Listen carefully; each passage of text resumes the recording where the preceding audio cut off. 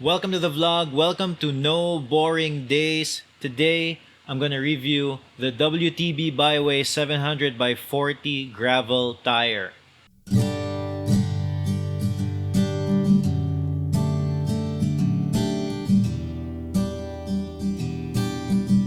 First, a few things for context. I'm about 170 pounds. My bike weighs about 28 pounds. I run the tires at 30 to 40 psi depending on the terrain. If the terrain is rougher, less psi. If the terrain is nice like tarmac or road, then 40 psi it is.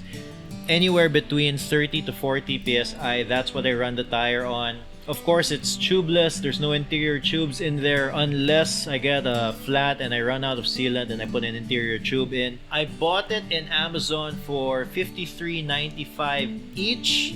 But generally speaking, I've seen these tires go from 2,500 to 3,000 pesos each. And another thing, in terms of installation, I did not install them myself. I had a mechanic install them. Tubeless installations are kind of a pain in the ass, but they seem to sit well on my WTB i23 rims, and so far so good in terms of the sealant, in terms of being tubeless, and it's fine. I've currently done about 2,500 kilometers on them. I've had them since November 2020, roughly 5 months. Considering the amount of time I've had them, they seem to have worn out pretty well. First of all, the main reason I got the WTB Byway 700x40 in the first place is most of my riding here in Cebu, Philippines is what you would consider to be bad cemented roads. Roads where there are cracks all over. It could be cemented roads where the rock aggregate is starting to come out of the cement and makes for a really bumpy ride.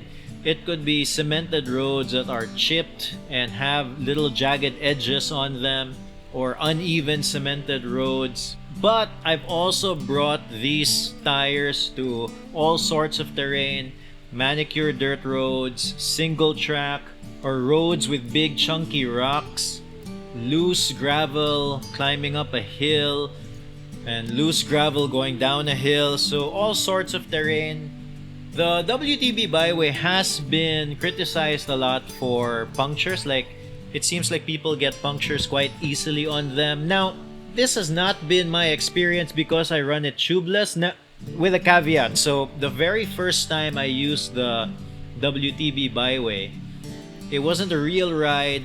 I was with my kids. We were in a park. They were cycling and I was just cycling with them, and I saw a patch of dirt, gravelly road.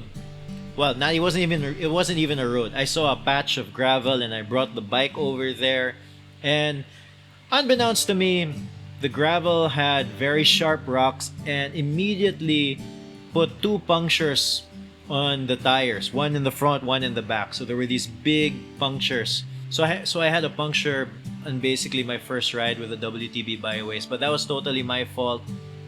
I wasn't just paying attention to where I was going, and I went through rocks that probably would have punctured any gravel tire.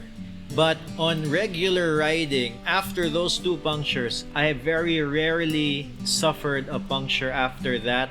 Although recently I suffered a few punctures, but I think that's another piece of bad luck where a big chunk of rock went into the tire. But I've gone through, single track, rocky rides, a lot of off-road rides, and nothing has happened, at least nothing that I noticed. So when I look through the tire, especially the back tire, every now and then I will notice a piece of like a wet spot, which means something penetrated the tire and then the sealant just sealed it. For the most part, the sealant has sealed most of the punctures on my WTB Byway. So maybe the people who complain about punctures on the WTB Byway don't run it tubeless. I feel like if you run it tubeless, most of the punctures that you get along the way you don't even notice. So that's in defense of the tubeless setup of the WTB Byway. So I don't think punctures is that much of a concern. Like I said, most of my riding is what you would consider bad cemented roads These are roads that you could actually do on a 28mm tire, but the difference is if you're doing it on a 28mm tire, you're probably not gonna feel very comfortable. It's not gonna be a good fast ride. You're gonna be slowing down on all of the chunky, bad road. On the other hand, using the 700x40 WTB Byway on bad road, it is as close as you can get to floating on a cloud on cemented road, if that's a thing.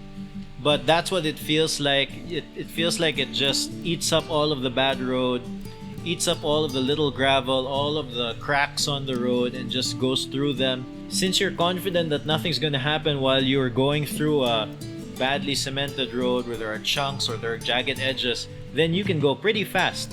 As opposed to a 28mm tire where if you're not a good bike handler, you might end up slowing down quite a bit, unless you're like Matthew Vanderpool or something. But I do notice sometimes when I'm on good tarmac and the incessant noise of cars and motorcycles are not there, I do notice like a slight hum on the tire as it rolls. There's some rolling resistance there. Off-road is where, to me, it gets a little bit confusing because honestly, I don't think I could tell the difference if I were using a WTB Byway on a light gravel road compared to, let's say, a Maxxis Rambler or a WTB Riddler or Radler. I don't think I'd be able to tell the difference on light gravel roads because if ever I do feel like I don't have enough traction on my WTB Byway, then I just lower the pressure. And it seems like the traction is there.